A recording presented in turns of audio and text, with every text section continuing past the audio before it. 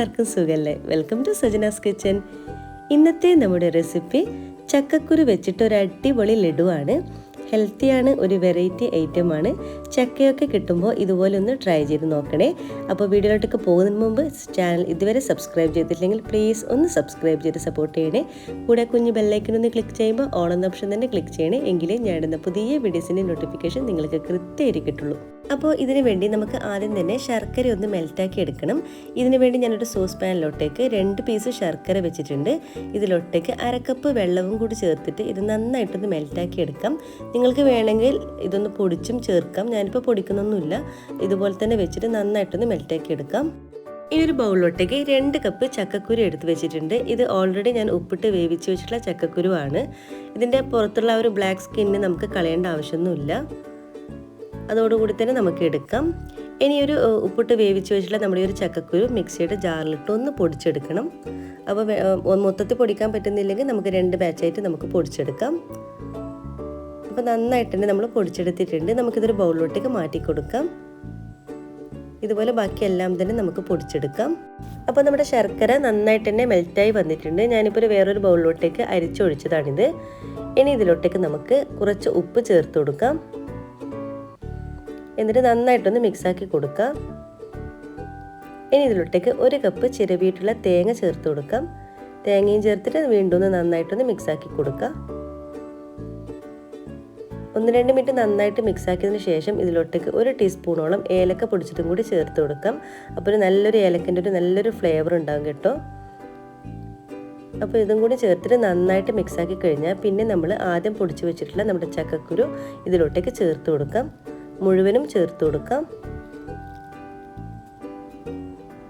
എന്നിട്ട് നന്നായിട്ടൊന്ന് മിക്സാക്കി കൊടുക്കണം.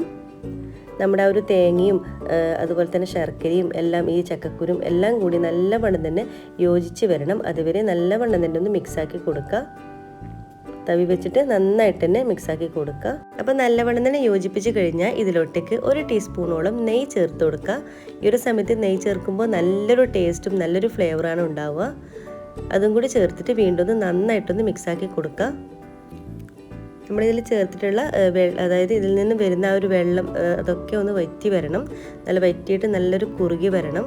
അതുവരെ നല്ലവണ്ണം തന്നെ നന്നായിട്ടൊന്ന് മിക്സാക്കി കൊടുക്കുക. ഇനി ഇതിലോട്ടേക്ക് നമുക്ക് കുറച്ച് നട്ട്സ് ചേർത്ത് കൊടുക്കാം. അത് ഓപ്ഷനിലാണ്. ഞാനിപ്പോൾ കുറച്ച് ആൽമണ്ട് ചേർത്ത് കൊടുക്കുന്നുണ്ട്. നിങ്ങളുടെ കയ്യിലുണ്ടെങ്കിൽ ചേർത്ത് കൊടുക്കാം, ഇല്ലെങ്കിൽ ഒഴിവാക്കാം. പക്ഷേ നമ്മൾ ഇതുപോലത്തെ നട്ട്സൊക്കെ ചേർത്ത് കൊടുക്കുമ്പോൾ നല്ല ടേസ്റ്റ് ആയിരിക്കും. നമ്മൾ കഴിക്കുമ്പോൾ നല്ല ടേസ്റ്റ് ഉണ്ടാകും. അതും കൂടി ചേർത്തിട്ട് നന്നായിട്ട് വീണ്ടും ഒന്ന് മിക്സാക്കി കൊടുക്കുക. ഇനി നമുക്ക് കയ്യിലൊരൽപ്പം എണ്ണ തടവിയിട്ട് നന്നായിട്ട് ഇതിൽ നിന്നും ചെറിയൊരു ബോൾസ് പോലെ ആക്കിയിട്ട് കൈവച്ചിട്ട് നന്നായിട്ടൊന്ന് ഒരു ലഡുവിൻ്റെ ഷേപ്പിലാക്കി എടുക്കണം. കണ്ടില്ലേ, ഇതുപോലെ ഈ ഒരു വലുപ്പത്തിലാണ് ഞാനിപ്പോൾ എടുത്തിട്ടുള്ളത്. ഒരു നാരങ്ങൻ്റെ വലുപ്പത്തിൽ എടുക്കുക.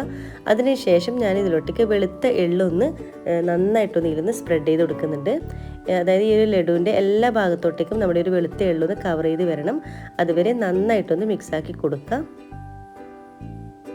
അപ്പം എല്ലാ ഭാഗത്തോട്ടേക്കും നമ്മുടെ എള്ളെത്തുന്ന നിലയിൽ നന്നായിട്ടൊന്ന് മിക്സാക്കി കൊടുത്തിട്ടുണ്ട്. കണ്ടില്ലേ, ഇതുപോലെ ബാക്കി എല്ലാം തന്നെ നമുക്ക് ചെയ്തെടുക്കാം.